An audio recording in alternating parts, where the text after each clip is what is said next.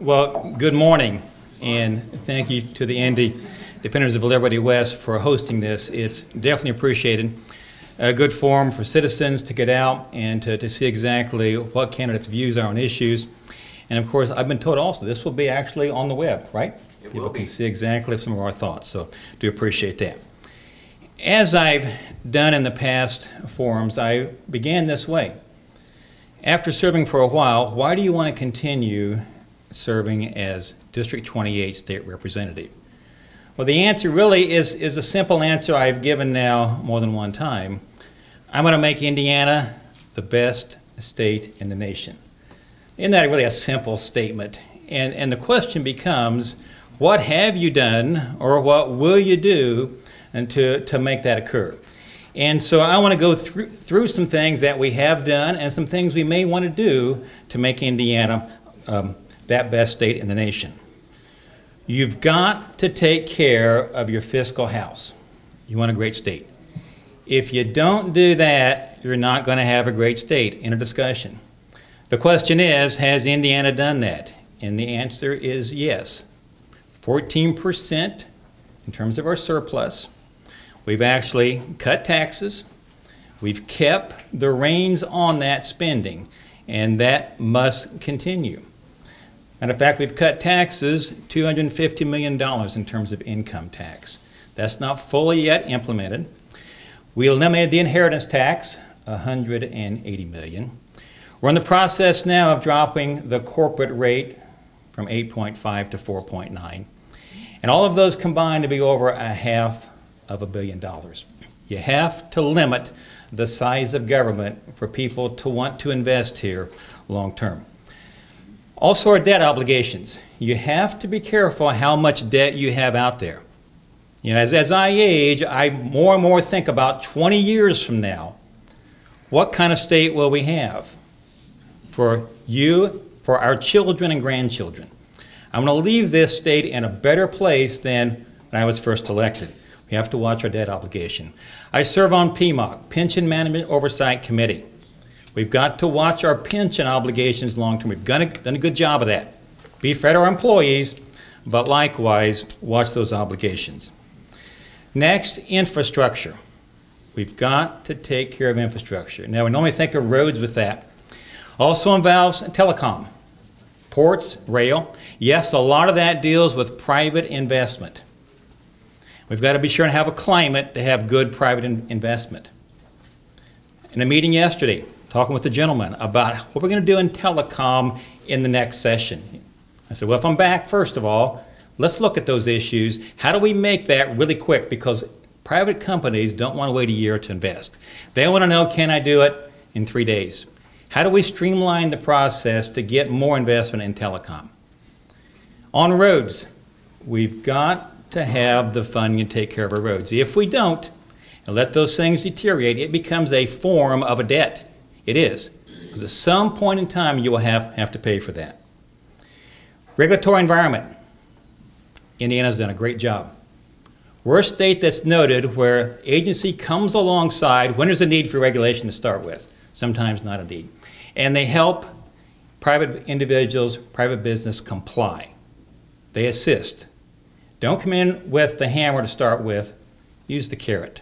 That's the way government should be. Yes, at some point you have to have penalties, but we have a very, very business-friendly state. And we want to keep it that way. That's very important to have investment come to Indiana. Last, of the 4 topics I have down today at least, educated workforce. We can talk lots and lots and lots about that.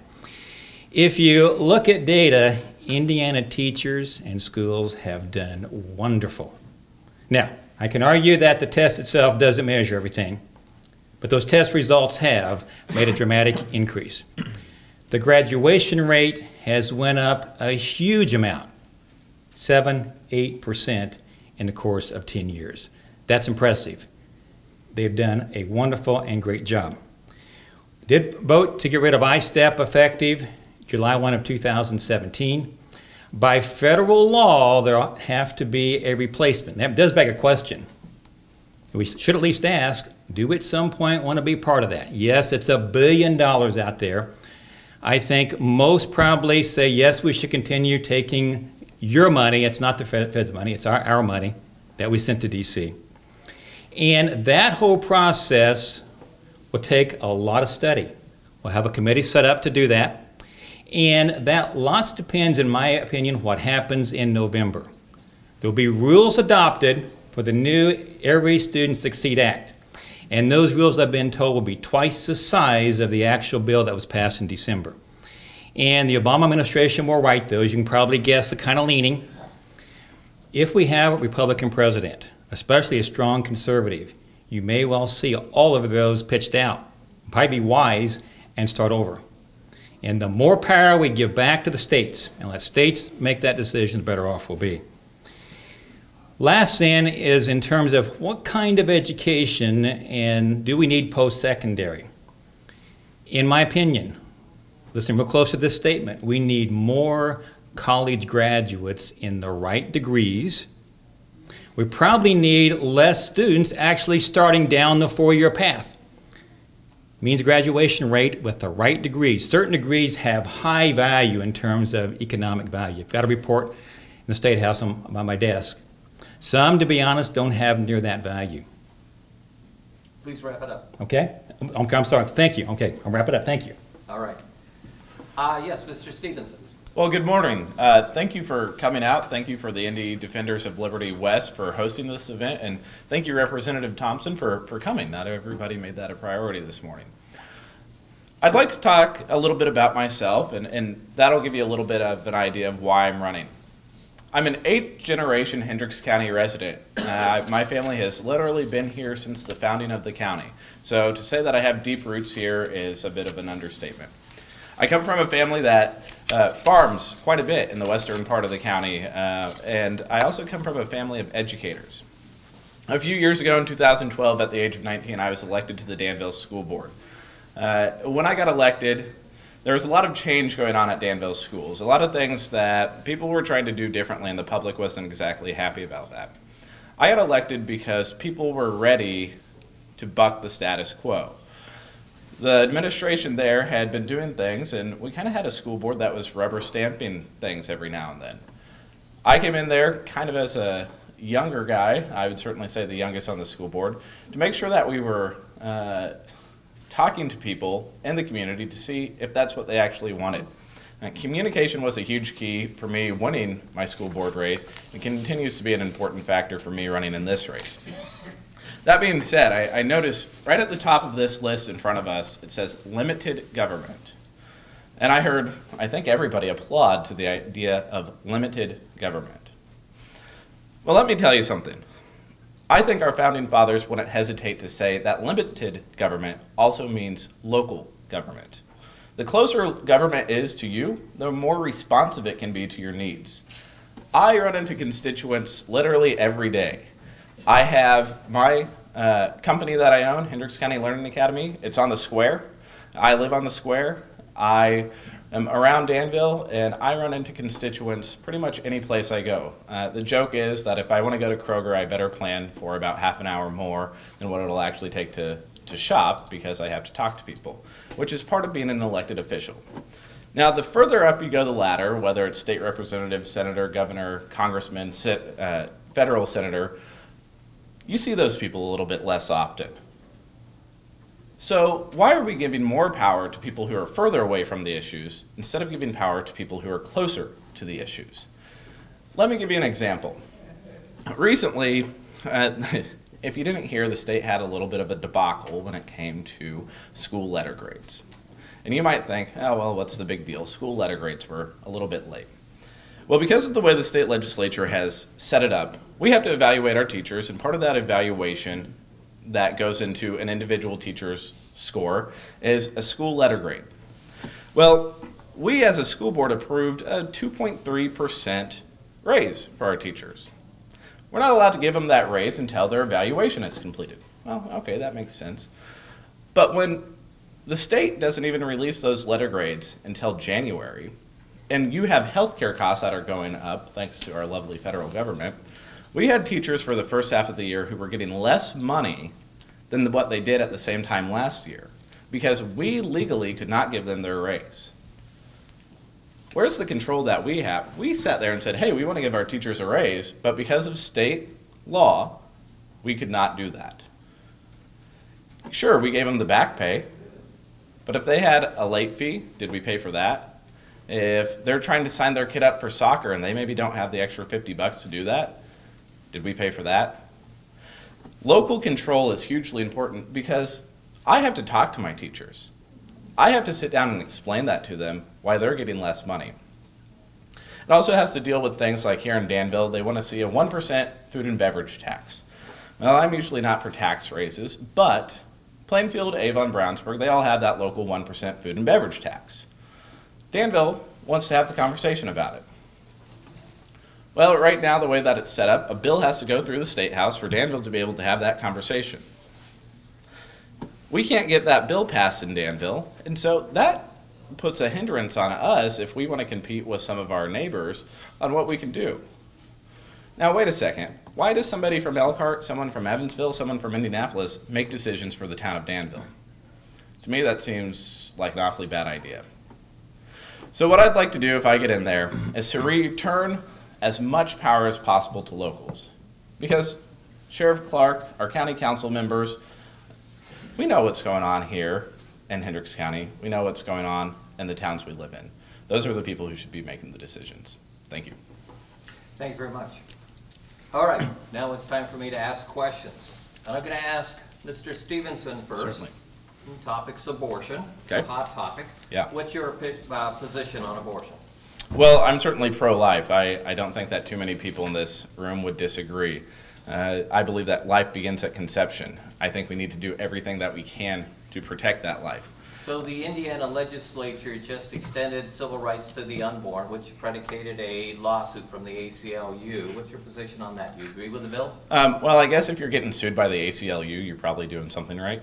That's generally my opinion. Yeah, I think that I agree with what the bill says, in that, you know, a mother should not be aborting a child based off the race, the gender, or any disability that the child has. Now, I guess what my concern with that is, people lie. People who are put in compromising positions lie. How can we help to make sure those mothers who maybe are aborting a child because that child has Down syndrome or some other kind of chromosomal disorder, how are we making sure that we're working with those mothers to make sure that's not the reason? Are they just saying something else? How do we make sure that we're working with those mothers so they won't have those abortions? Furthermore, I would also say that we need to take a step back and look what we're doing. I don't think, well, some people at Planned Parenthood, no one really likes abortion. Even people who would claim to be pro-choice, no one wants to see abortions happen. I would like to see a prevention method from a little bit further back to help prevent some of those unplanned pregnancies and things like that, to make sure that people aren't put in a position to where they're even thinking about abortion.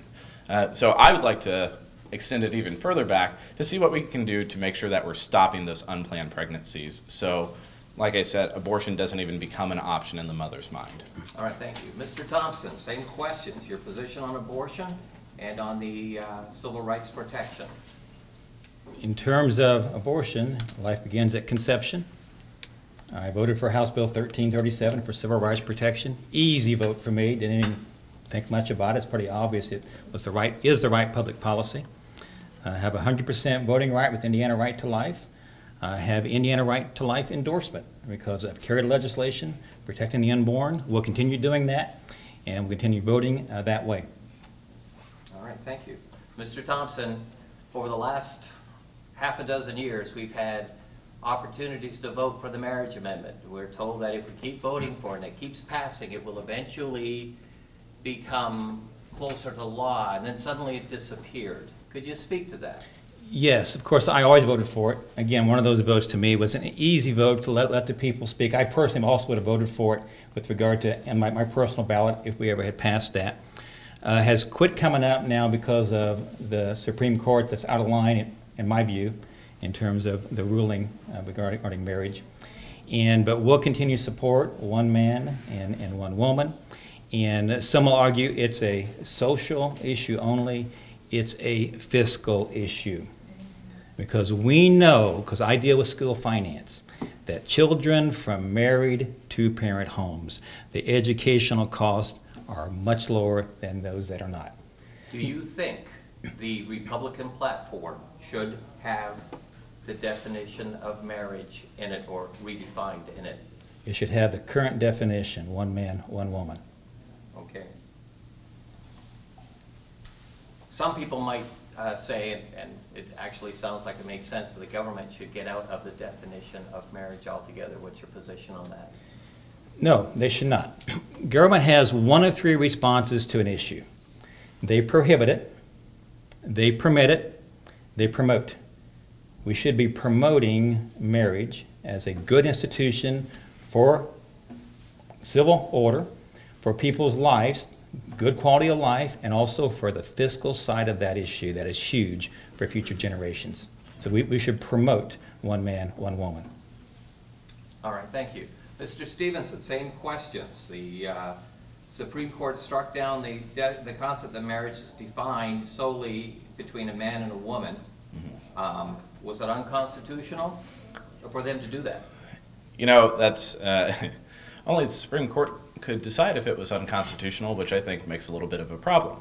But for me, yeah, that's unconstitutional for them to come in and trample on state rights. It wouldn't matter if it was that issue or any other issue. You know, I guess people talk about a lot of different amendments, but I guess they're all important, and the 10th one certainly is important as well. That gives power to the states. What an individual state wants to do, that's a little bit of a different issue. But the Supreme Court, again, it's a closer government thing. How many of you have ever met a Supreme Court justice? I bet very few. Well, Lauren, I saw that hand. But I've never met one. And so why are these people who we don't have any access to making decisions for us? That doesn't make a lot of sense to me. All right, Mr. Stephenson, what is your personal definition of marriage? Well, I'm in that crowd that says probably the government should get out of defining it. I'll be perfectly honest with you guys, and this might not be popular with everyone. I have a sister who is a lesbian. Now, I love my sister very much. Personally, I don't think that she chose to be that way. She was a very unhappy person for many years until she came out to us. So now, for me, it's kind of a personal thing where I don't want to impede on her decision for who she wants to be with for the rest of her life. Or we know that divorce happens, so who she wants to be with. I'm not going to sit here and disagree with her. That's, in my opinion, it's not my place. It's a limited government role to where the government should not be deciding who we spend our lives with. Would you then support or vote for legislation that gives civil rights protections or grants special protections for sexual orientation and gender identity? Not special protections. I think that's over the top. We don't. If people are having the rights that they have through the Constitution, why should any one group get more special protections, in my opinion? The bathroom laws you brought up the last time, I sit there and go, you gotta be kidding me. I work with kids, I work with high school girls who are not always the most confident people. They have image issues from time to time and things like that. And we really think that putting a biologically male person in their bathroom is going to make those girls more comfortable. You know, they say that the Republican Party has a war on women. Where does that come from? That seems pretty much like you're throwing women under the bus and they can't make their own decisions. There was a case out in California where a school tried to have a gender-neutral bathroom to accommodate for a child. Well, that wasn't good enough.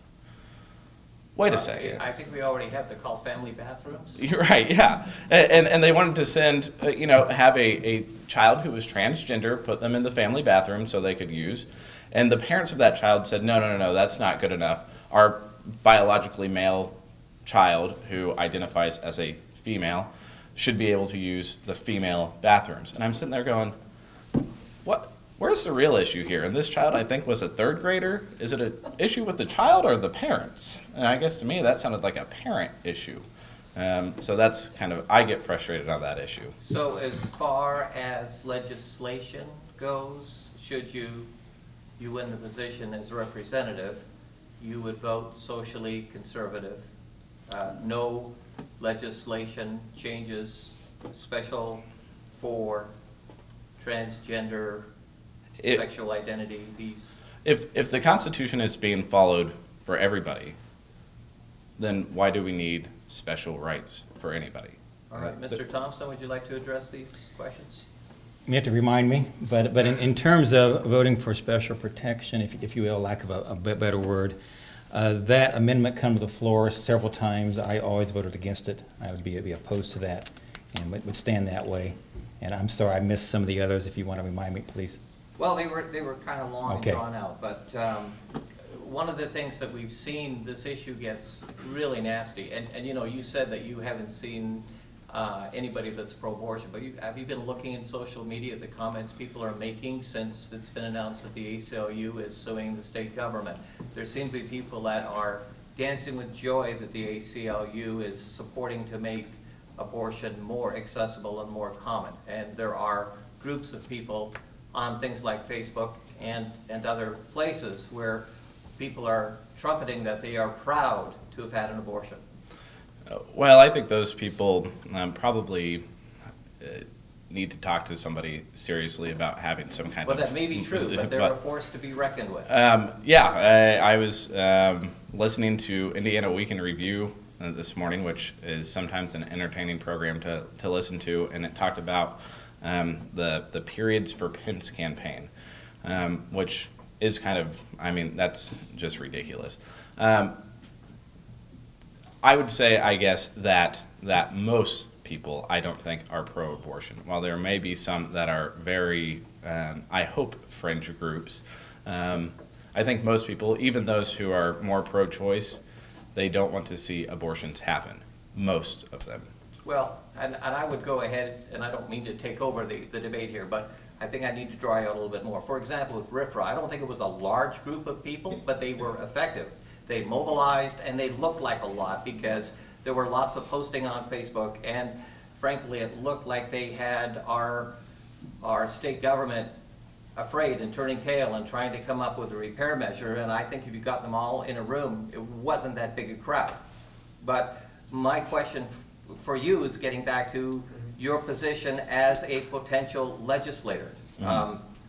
It's not helpful for your answer to be, I think this person needs counseling or needs to speak to somebody. So where would you stand on the legislation? I think we want to hear something really solid on where we go with this, because you've got a lot of people who want laws struck down and new laws being made and new special rights. Yeah, and that's why I said I don't support special rights for any individual group. If it's a pro-life issue, then yes, I'm going to vote pro-life, as I said earlier. Right. So I guess we as conservatives, we're being outflanked by liberal groups frequently. So not as a legislator, as a conservative, we need to be doing things to better approach some of these issues if we don't want to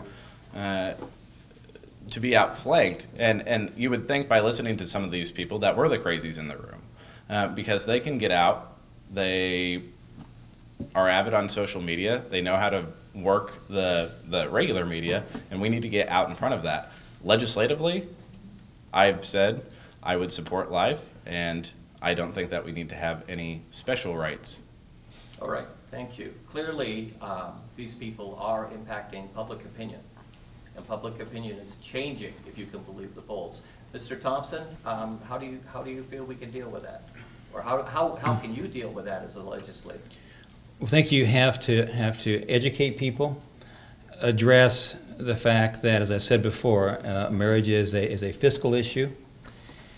We may well have to look at banning with other states. Mississippi, North Carolina have done the right thing. The Georgia governor vetoed that bill.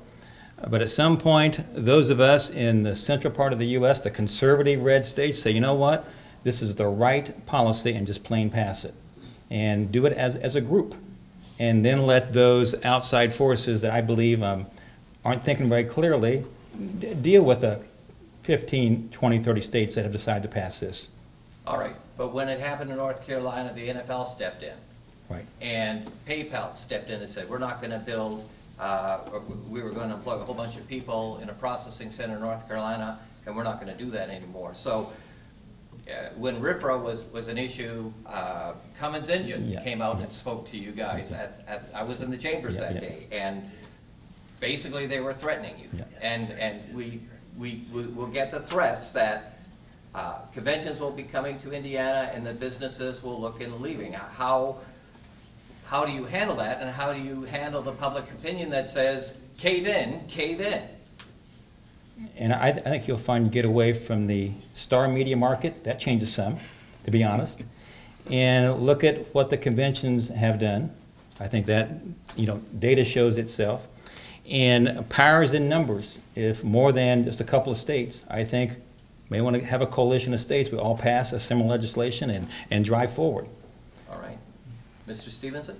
Yeah, and I think that comes from, if you look at some of these special interest groups downtown, no matter where they're at, the only special interest group I guess you should be too concerned about are constituents. That seems to be like the easiest group to talk to for me. We have about 65,000 of them that live in District 28. Let's talk to those guys first, and just because somebody downtown can dangle some campaign contributions in front of you doesn't mean that you change your vote. It doesn't mean that you do something different. It means that you talk to the people here in the district, see what their opinions are, and at the end of the day, we're representatives. We have to talk to the people in our district to see what they think. And I don't think that all of them would have agreed with Cummins or Eli Lilly or a number of other big organizations. All right, thank you. All right, we're going to have to move to a lightning round and run through some questions quickly. Mr. Stephenson, minimum wage increase. Oh, well, I try to explain to people my age, if you increase minimum wage, then you have this weird thing that happens called inflation. And then it doesn't seem like you got to raise at all, because that dollar menu at McDonald's becomes the $3 menu. So I'm not for an increase in minimum wage. Mr. Thompson? Definitely oppose. All right, thank you. The fair tax for state taxes, Mr. Thompson? Or a flat tax? Yeah, flat tax. Indiana has basically that right now, and would be opposed to any graduation. That's come before us in the past. But a flat tax would replace the sales tax, the income tax, all with a single tax. Probably would have to think long and hard about doing that. You want to kind of keep your eggs in multiple buckets. I would consider it, but like Indiana's flat income tax, and the sales tax probably has maxed out in terms of where it's at. And so would want to probably do some more study to really make a decision. Fair enough. Mr. Stephenson? Yeah, I think I would mimic Representative Thompson on that. I would have to see the numbers and the proposal before I would be okay one way or the other. The one tax that it wasn't mentioned, but I'm going to take a second to mention it, is the property tax. I serve on a school board, so we like property taxes, but I don't like the idea of them that my grandmother, who owns her home outright, if she were to have something happen to where she couldn't pay her property taxes on her home that she owns, that home could be taken away. Gosh, that seems odd to me. Where we replace those taxes, I think, is a tougher question, but I don't like the idea of the consequences of the property tax. Right now, Indiana is one of the states that's doing well economically. We've been growing. We've been a really good example to so many other states. We're pretty high in the rankings for a growing economy. With a growing economy, tax revenue increases automatically because more people are working, more people are spending, and revenues from the different taxes tend to go up. That being said, and with our tax surplus, do we need to increase any taxes right now? Mr. Stephenson? Well, I didn't feel like we needed to increase the gas tax. The state senate and the governor agreed with me on that point. especially in a non-budget year. I think we need to look at that surplus and see how we can use it most effectively, how we can make our money work for us as a state. We talk about that on the local level. We need to be doing that on the state level as well. Right now, I don't see a need to raise taxes. All right, Mr. Thompson. With regard to taxes in general, we raise your taxes every year. Matter of fact, we cut your income tax rate. Just got the report yesterday, we raised your income taxes because we collected more money. Pretty amazing, we dropped from 3.4 to 3.3 and a 1.5% increase. Just got the third quarter for fiscal year 16 report yesterday. Sales tax is going fairly flat. We have a long discussion, probably for an hour, on why that may be true. Did support restoring some of your gas tax cut. You know what? By the nature of the very gas tax, it's decreased from $95 per capita to $80 per capita in the course of 10 years. And so would support and have voted to restore that back up to that $95 per capita level, and in turn drop your income tax. And I'll tell you why. I represent Indiana, not Illinois. Illinois citizens, very few, pay income tax. They pay gas tax. I love to collect gas tax from Illinois people. I do. I like to collect from Illinois people. And so I'm going to vote whenever I can to make out-of-staters pay taxes and in-staters pay less. I do have a question for you, Mr. Thompson. Why do truckers pay a cheaper diesel cost than regular citizens? They actually have, it's 16 cents, I believe. But again, think about it on a per mile basis, plus have a surcharge of another, is it 11 or 14? I don't remember, but it ends up being about 5 or 6 cents per mile in taxes that the typical semi pays. And we can argue they should go up. As a matter of fact, the bill had those also increasing. And the Trucking Association, that'll pay the huge, huge chunk of that increase in diesel tax, they were adamantly for that bill. They wanted to pay more taxes because they know the result of poor roads for their industry. And Indiana Farm Bureau also supported that bill because they know what their farmers need. All right, you made mention, I'm not sure you made it really clear, but the LGBT civil rights laws or lack of, and the whole RFRA thing, it was said that it was hurting Indiana convention business, and it was making Indiana have a reputation of being an unfriendly state. Was that just hot air? Hot air. Hot air. There's no evidence to suggest that was true. In my opinion, not at all. You've seen growth in that industry, and it will continue because people know that we're a friendly state. All right. Do you, Mr. Thompson, support Article 5 Convention of States? Yes, I voted for that. With the one caveat, and Indiana does have this, it has very specific duties for those delegates. I believe in what we passed, it deals only with fiscal issues, balanced federal budget, and also term limits. I would oppose that if it started to go any further, and specifically anything with the Second Amendment. You want to be sure and watch carefully that we have provisions to protect that Second Amendment, and if those delegates get outside of that bounds, it's a felony, and should be a felony. We want to be sure those delegates are told, you do this or else. Wow. Okay. Mr. Stephenson? Yeah, I would support a convention for the Constitution. I think what Representative Thompson mentioned was very accurate in that you have to say, hey, this is why we're meeting. We need to have an agenda to follow. I guess the thing is, the best reason to have that is because while we'll probably send some more conservative delegates, I don't exactly expect that out of California. So we're going to have people from a wide spectrum of ideas there.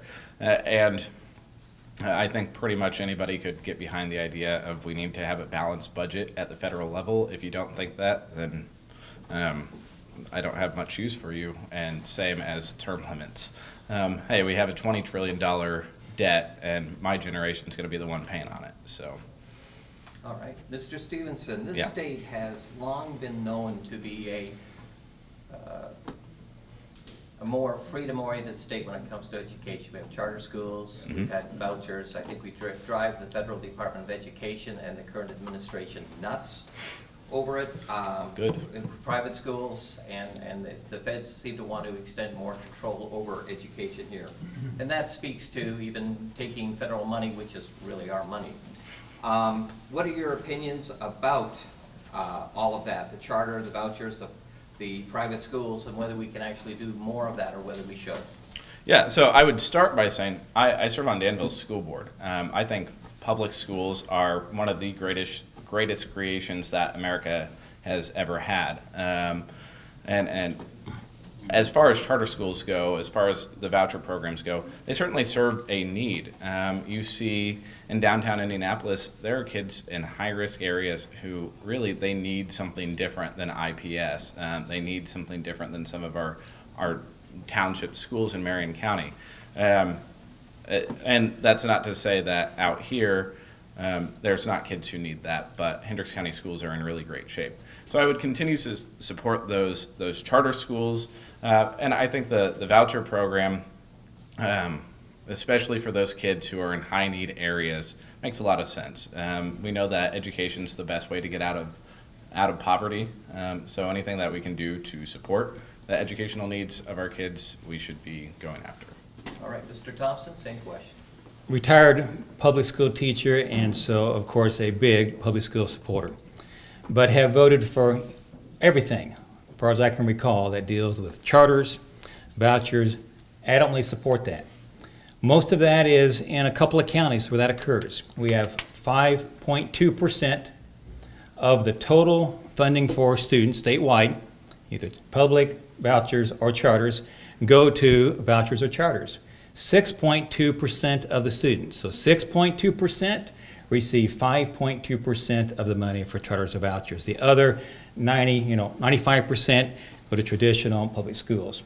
In this county, what's much more important is public to public transfer, allowing parents to do that.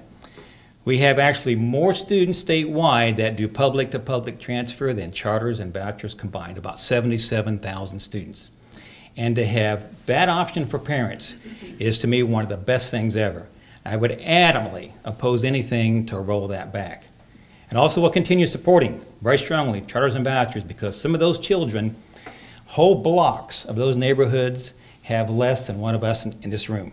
And we must give those kids an opportunity for good education. It's really moral in nature, in my opinion. And by the way, the Constitution of our state says that education is the ultimate responsibility of the General Assembly. It says that. Yes, we should delegate most authority, and we do, back to locals, but it comes down, it's right on our plate in the end. Matter of fact, this past session, we actually had to pass $500,000 to fix a boiler system in Gary, because Gary did not take care of their issues. Kids could not get into school for 2 weeks. And they did not do their job, and it comes right back here. And as I did make that vote to give those kids, I want them to have an opportunity like my children have had. Very good, thank you. Mr. Thompson, would you give an A through F rating for the legislature over the last 4 years? Boy, that makes it tough when you grade yourself. but you have to be honest. Not everything occurs that I would like to see passed. And so I suppose what I believe my constituents would want, I'd give a higher grade than what I'm going to give. I'd give a B+. Because some things I don't agree with, we've done. Understood. Mr. Stephenson. Yeah, I'm a little bit more optimistic than Mr. Crane, but a little bit less optimistic than Representative Thompson. So I would probably give the state legislature a B-. All right. I'm going to give you the last word, because you didn't have the first word. Okay. So we're going to give Representative Thompson 5 minutes to close. Okay, well, thank you. And thanks again to Indy Defenders of Liberty for hosting this. Whenever we take office, we take an oath to uphold the Constitution of the United States of America and the state of Indiana. And that must be the framework from which you make decisions. And as I watch what's happening, more on the federal level, but at some point does start to filter into the states, I see some of these things being eroded away. And a concern, and I will stand up for these. They're in the First Amendment: free exercise of religion, freedom of speech. Freedom of speech is happening, by the way, on some college campuses across the country, where you only have PC speech. And I would oppose anything that doesn't allow freedom on those campuses. Right to bear arms. There's a push among some and I will adamant support of the Second Amendment. And also an infringement of the federal government, 10th Amendment. Those things not delegated to the feds should be left to the states.